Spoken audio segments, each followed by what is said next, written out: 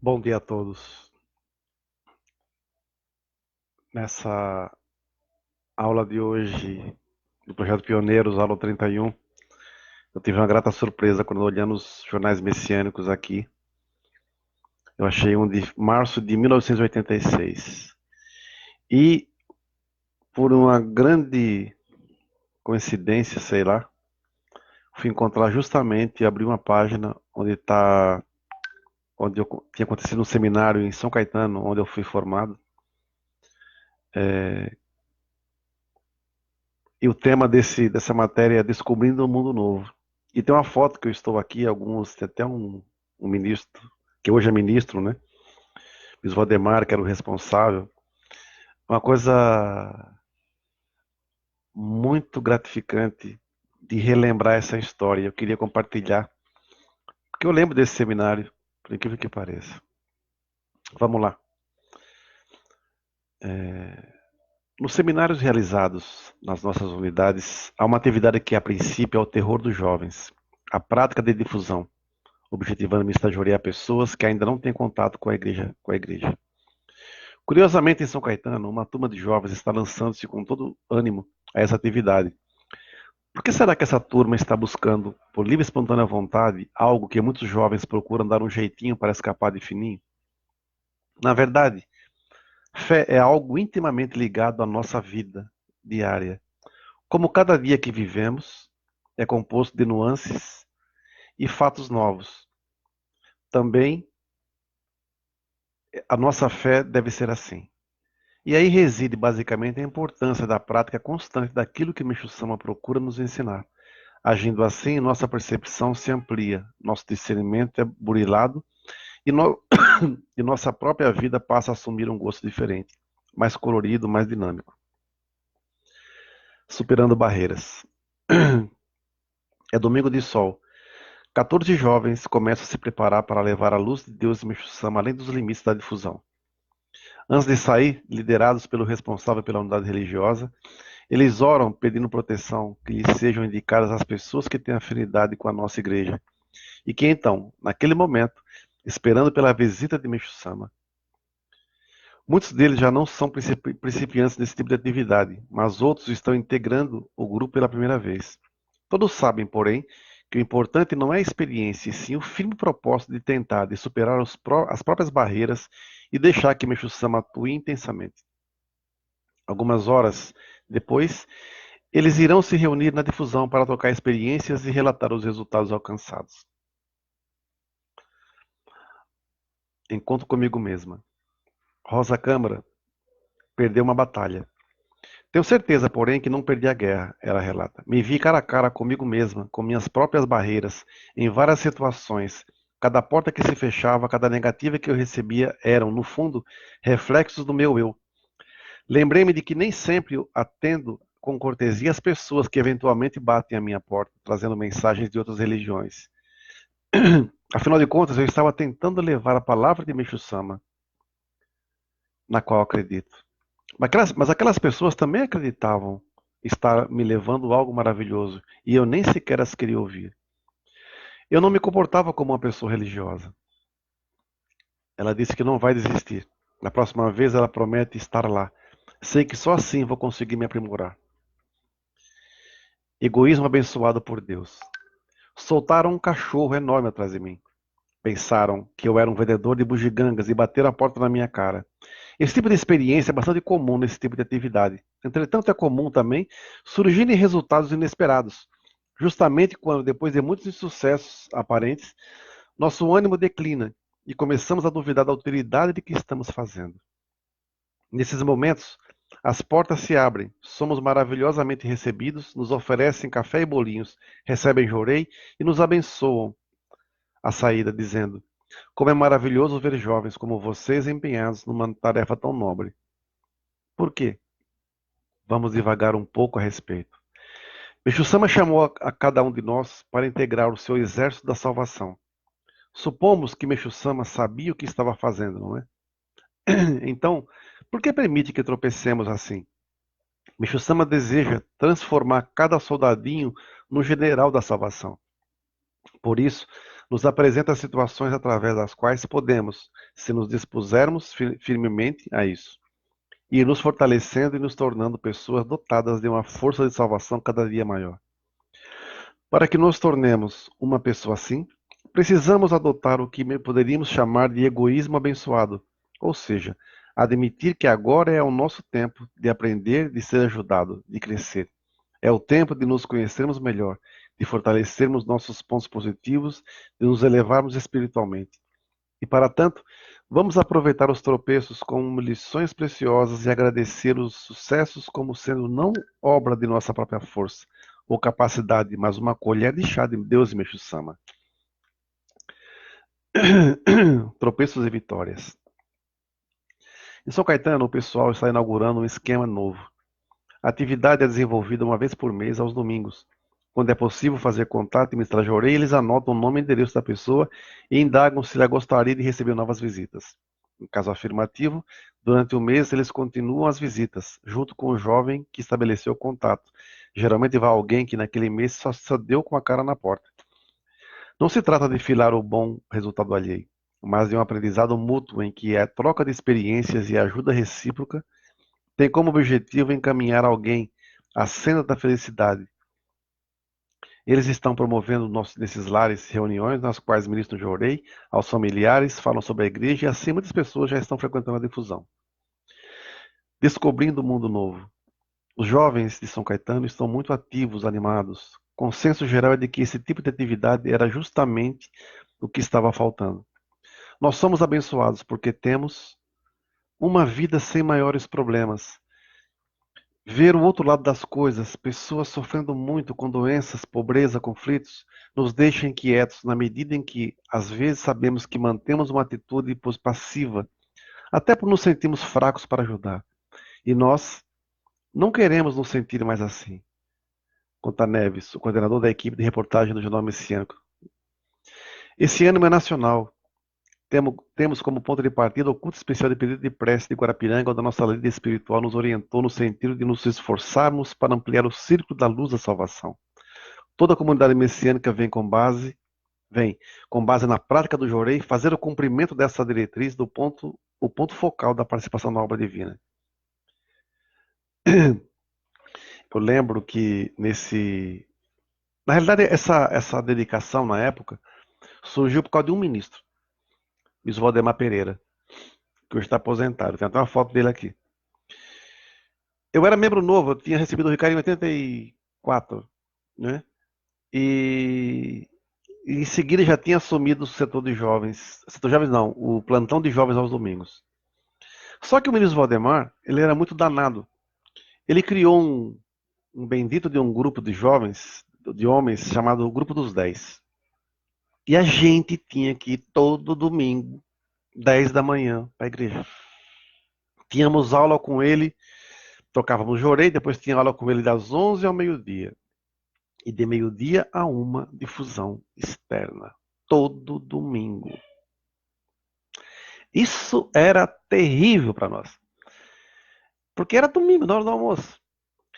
Eu era muito tímido, então no começo foi uma loucura. Né? Morrendo de vergonha. Mas depois, com o tempo, a gente foi ficando descarado. Né? Pô, pra vocês terem uma ideia, chegou uma época que eu cheguei até a almoçar numa casa. Né? Eu ofereci jorei, você jorei e ainda almocei na casa. Né? Então isso foi gratificante demais. E aqui nesse jornal tem até uma experiência de uma casa que nós fomos e o senhor estava com uma depressão profunda e nós entramos na casa dele. Depois tivemos várias reuniões lá na casa dele, essa família se tornou membro em seguida. Né? Então nós tivemos várias e várias experiências. Eu estou vendo que o Márcio entrou aqui. Uma vez nós fizemos um seminário em Rio Claro, no grupo que nós tínhamos de jovens, um grupo, né? E nós tivemos difusão externa também. E tava eu e o Tonete. E o Tonete é meio bagunceirão, muito coisa e tal, e na hora da difusão ele falou assim, pô, cara, eu morro de vergonha de fazer isso aí. Eu falei, pô, eu tô com você porque você é extrovertido. Aí ele andava e nada, nada, nada, nada. De repente, nós encontramos uns jovens lavando um carro, numa casa. Vamos lá? Eu falei assim, você é louco, o pessoal não vai receber a gente. Eu falei, meu amigo, a gente já tá ferrado mesmo, não estamos jorando ninguém nos recebeu, vamos lá. Pois nós ofereci Jorei para esses jovens. Eles pararam de lavar o carro, entramos na casa, chamaram todos os familiares, me Jorei em todo mundo, tomamos um café, comemos bolo, conversamos pra caramba e levaram a gente pra igreja, caiu uma chuva danada depois, né? Então, assim, descobrindo um mundo novo. Esse relato da Rosa que ela fala aqui, que ela venceu, ela encontrou a si mesma, é muito assim. Quando eu recebi o Ricari, por qual foi o meu objetivo? Eu queria conhecer um mundo novo. Eu queria romper todas as barreiras que tinha dentro de mim. Como foi uma experiência que eu li essa semana também numa outra aula que eu dei, derrubar as paredes internas dentro de mim.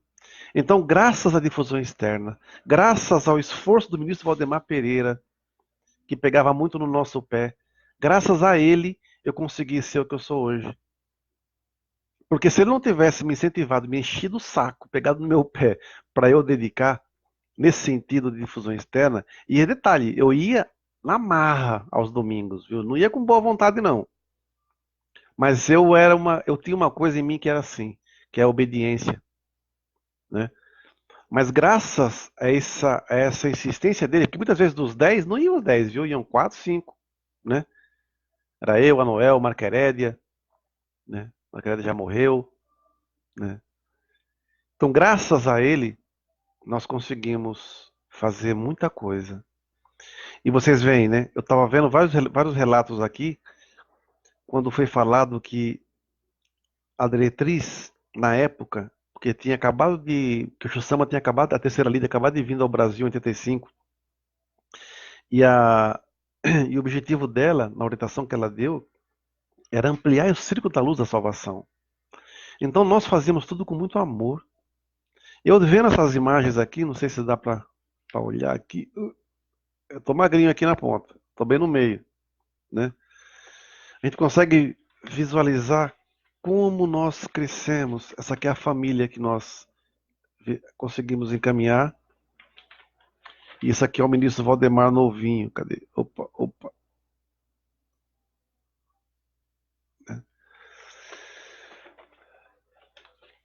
Hoje, aqui na Arte do Jorei,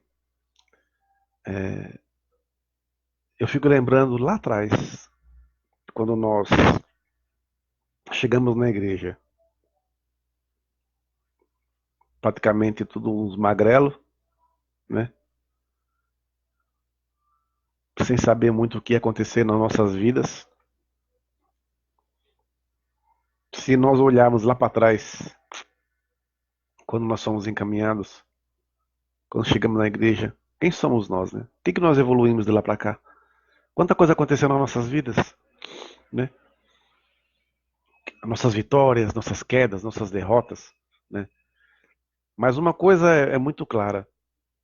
Graças a Meixo Sama, eu descobri um mundo novo. Graças ao que ele nos legou através dos ensinamentos, eu tento levar, nós tentamos aqui levar na Arte de Jorei essa mensagem para todos os povos, né?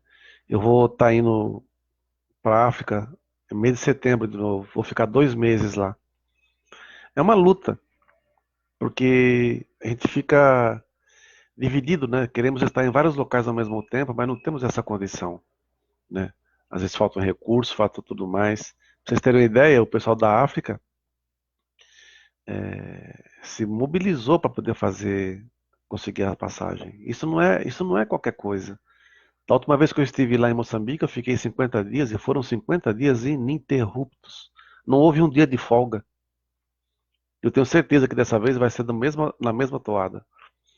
Então, assim, quando nós chegamos na frente do altar, fazemos oração e comunicamos a Meixo Sama, nós sabemos que ele está sempre no comando e está sempre ao nosso lado. Nessas de visitas que nós batimos de porta em porta oferecendo jorei, como era todo domingo, a gente ia sempre nas mesmas ruas, né? Então as pessoas já conheciam até a gente. Então era muito engraçado, né? Mas realmente, cada porta que você batia, você estava batendo no fundo na sua alma. Você estava batendo no seu ego, batendo na sua vaidade, no seu orgulho, na sua timidez, nas suas raivas, nas suas neuras e tudo mais. Então, cada porta que eu batia, Eu tinha que vencer a mim mesmo. Eu estava também, acho que eu estava com o Tonete também, numa vez no seminário na Vila Mariana, e nós fomos numa casa, nós batemos numa casa, e eu ofereci para uma senhora, jurei para uma senhora. Ela disse assim: eu estou com minha mãe muito doente, eu não posso receber agora. Eu falei assim: não, nós podemos também me estar ajoelhando na sua mãe. E ela disse assim: mas minha mãe está toda suja. Eu não troquei ela ainda. Para assim: minha senhora, eu não vim aqui reparar na sua casa, nem nisso, nem naquilo outro. Eu vim aqui trazer a luz de Deus para a senhora e para sua família. E nós entramos na casa dessa senhora. Eu nunca esqueço porque a senhora estava deitadinha e realmente o cheiro estava insuportável. Nós sentamos e ministramos jorei nessa senhora. Eu pensando que ela estava dormindo. Quando eu acabei o jorei, eu toquei na mãozinha dela e falei: fique em paz. Essa senhora abriu os olhos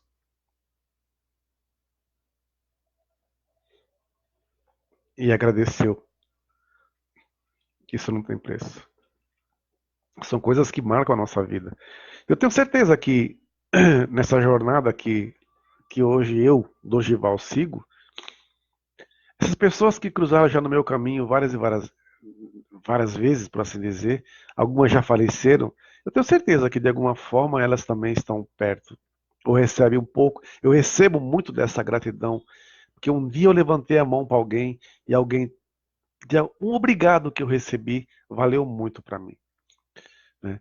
Então, se nós largarmos mão de deixarmos de ser egoístas e pensarmos apenas no nosso umbigo e começarmos a abrir o nosso leque de salvação, fazendo o que o Messias sempre fez realmente, que ele nos ensinou, acho que vamos ser muito mais felizes. Problemas todos nós temos, dificuldades, vixe, nem conta. Só eu sei o que a gente passa aqui. Mas ao mesmo tempo, como o Messias fala num trecho de um ensinamento dele chamado Caminho da Luz, ele diz assim: quando eu me decidi seguir por esse caminho, metade foi minha vontade e minha outra metade foi vontade divina. Os primeiros meses foram de extrema dificuldade, financeiramente falando e outras coisas mais, né? Em muitos momentos eu me senti a pessoa mais solitária do mundo, em outros a pessoa mais feliz do mundo. O que motivava a Meshama? O relato dos constantes milagres que surgiam nessa jornada.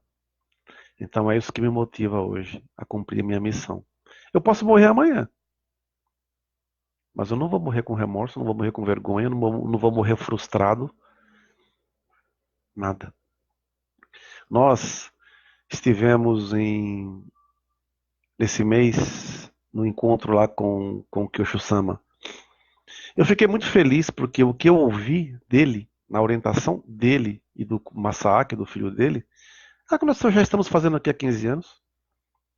Durante muito tempo fomos massacrados porque eu tenho uma sala aqui, uma sala da paz, uma sala ecumênica, né? Durante muito tempo, em algumas palestras minhas, eu uso até trechos bíblicos, mas não significa que eu sou cristão. Eu só tenho cristandade, né? E muitas vezes nós somos imensamente criticados. Aí vem o líder da igreja e nos ajuda e nos dá uma orientação nesse sentido, onde fala que temos que nos abraçar. Temos que nos abraçar. Nessa experiência de fé de difusão externa, quantas casas eu entrei que tinha imagens de Jesus, de Nossa Senhora, de várias e várias divindades. Entrei em casa de umbandista, de espírita, de tudo quanto é mais coisa. Se eu posso entrar na casa dessas pessoas, por que que elas também não podem entrar na minha casa? Não é? Então, eu fico muito feliz hoje, depois de 35 anos de membro, eu estar me sentindo renascendo por uma nova etapa da minha vida. Não sei o que vai acontecer amanhã. Hoje eu recebi uma mensagem acho que é do Rajnish, que ele fala que nós temos que valorizar cada momento da nossa vida. E toda vez que olharmos para o nosso relógio, que vemos as horas, temos que agradecer e dizer: eu estou vivo, graças a Deus, e dar um sorriso. Graças a Deus eu estou vivo. E se você não sorrir é porque você já morreu, né? Mas assim, isso me fez entender uma coisa.